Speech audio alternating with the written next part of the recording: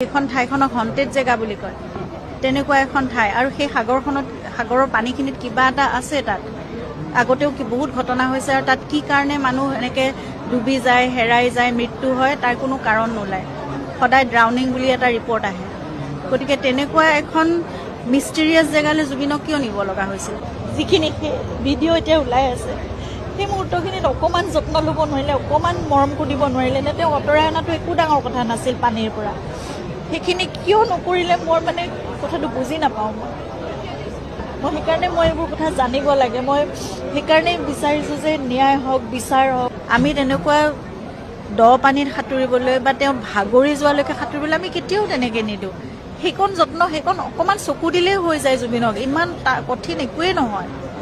তেওঁৰ লগতে অকণমান ফূৰ্তি কৰি আমি এতিয়া বেলেগ এটা কিবা কৰিম দেই বুলি তেওঁক ডাইভাৰ্ট কৰি লৈ আহিব পাৰি লাইফ জেকেট তেওঁ নিপিন্ধো বুলি যদি নিজেও ভাবিছে তেনেকৈ যাবলৈ দিয়াটো এটা কথা হ'ল নেকি সেইটো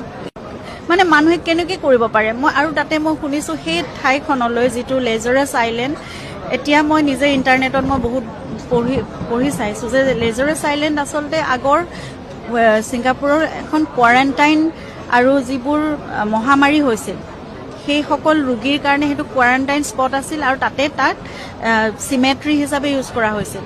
গতিকে মোৰ বহুত প্ৰশ্ন আছে মই এই গোটেই প্ৰশ্নবোৰ এই ন্যায় মই বিচাৰোঁ